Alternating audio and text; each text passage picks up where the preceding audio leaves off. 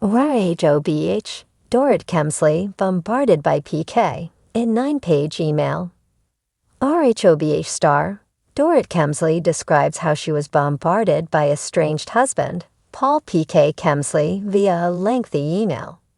The duo announced their split before season 14 began, though there had been trouble in paradise for some time. Now the extensive drama is playing out and PK is not holding anything back. So what was really in this email? Keep reading for more details. Dorit Kemsley bombarded by PK in 9-page email. In season 13 of RHOBH, Dorit Kemsley shared how PK was not around enough when she needed him. She was still struggling with the aftermath of their home invasion and being held at gunpoint. Additionally, she suffered from some PTSD, and that was hard for her to manage. PK was traveling a lot and did not feel her PTSD was legit. Sometimes he thought that she was being more of a nuisance than anything, which hurt Dorit's feelings.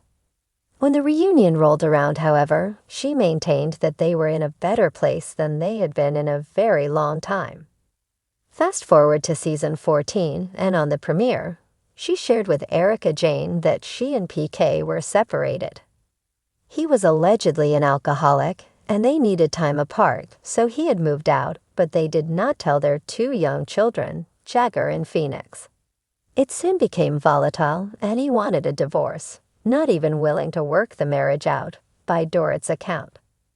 Then on the Tuesday, February 4th episode of RHOBH, Dorit shared that PK sent her a 9-page email. On the show, she said 7-page. According to Bravo, Dorit Kemsley was essentially bombarded by this lengthy letter and what PK demanded of her.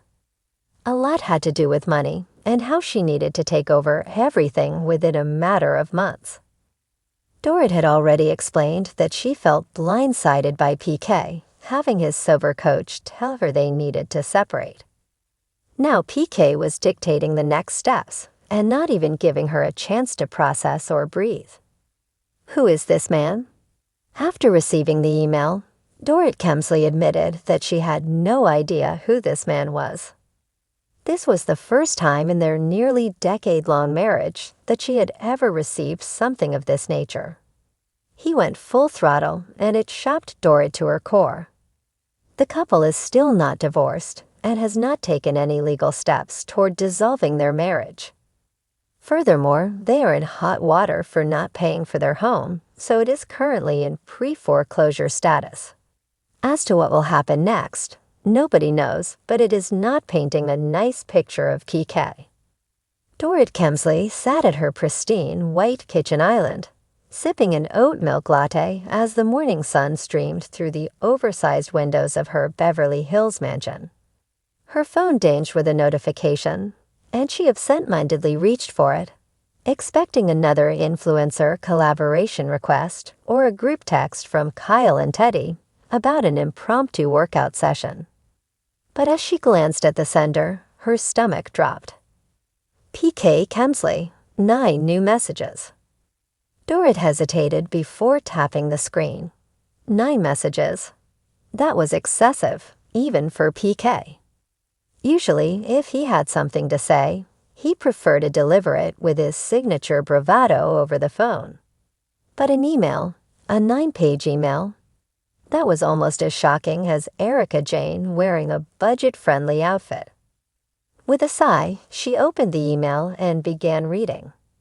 Page 1. Darling, we need to talk. But since I know how much you love to table things, and tell me not now, babe, I'm doing my glam.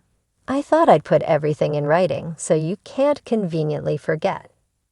This is about us, about our marriage, about our priorities. And before you even think about scrolling to the bottom and pretending you read the whole thing, I'll know. I always know. Dorit furrowed her perfectly microbladed brows. Was this some kind of intervention? She scrolled further. Page 2. I get it, babe. You're busy. You've got Beverly Beach, which, let's be honest, you haven't really touched in a year. Your new handbag line, And of course, filming with the ladies. I love that you're passionate, but where do I fit into your schedule? Do I need to book an appointment through your assistant just to have dinner with my wife? Dorit huffed, rolling her eyes. As if PK didn't already make himself the center of attention every time they went out. But she kept reading. Page 3. And then there's the house, darling. You know I adore this home, but it's become less of a sanctuary and more of a revolving door for stylists, producers, and paparazzi. I walk into the bedroom, and instead of my wife waiting for me in something fabulous, I find a sea of Birkins, and your glam team discussing which highlighter makes you look more effortlessly expensive. What happened to our intimate moments? What happened to our date nights that didn't involve a camera crew? Dorit shifted in her seat. Sure, her schedule was packed, but she and PK still had their moments, right? She racked her brain for the last time they had a proper night alone without Instagram stories or Bravo microphones catching their every word. Page 4. And speaking of cameras, I know you have a brand to protect, darling, but I'm starting to feel like an accessory. Like a Louis Vuitton duffel you trot out for events, but leave in the closet when you're done. The other day, we were at that charity gala, and when Lisa Rinna asked about your life, you spent 10 minutes talking about your new collection, and only mentioned me as an afterthought, right after discussing your new Dyer shoes. Dorit gasped. That was not true. She distinctly remembered telling Lisa that PK was very supportive of her endeavors, right? Or had she simply nodded and let Lisa hijack the conversation with another Harry Hamlin anecdote? Page 5. I know I'm not always perfect. I know I talk a lot, and sometimes I say things on camera that make you cringe. I still stand by my Real Housewives husband's business idea, by the way. But at the end of the day, I love you. And I want to feel like we're a team, not two people just coexisting in a perfectly curated Instagram grid. Dorit exhaled, her manicured fingers tightening around her phone. The message was starting to hit a little too close to home. Page 6. I miss us, babe. I miss the Dorit who used to grab my hand at dinner and laugh at my terrible jokes, not just because we're on camera, but because she genuinely enjoyed my company. I miss the nights where we talk about the future, our dreams, our kids, without you getting distracted by your phone every 5 minutes to check on engagement numbers. Dorit chewed her lip. She hated when he used the term engagement numbers in a sarcastic tone. Social media was a huge part of her business. He knew that. But was he right? Had she let it take priority over their relationship? Page 7. Now, I don't expect you to suddenly quit the show or stop being the fabulous, ambitious woman I fell in love with.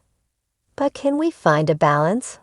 Can we have one dinner a week without a let's take a photo for the grid moment? Can we have one night where I don't have to fight for your attention against an Instagram live? I'd even settle for just one morning where you don't wake up and immediately check your DMs. Dorit blinked. One morning without checking her phone?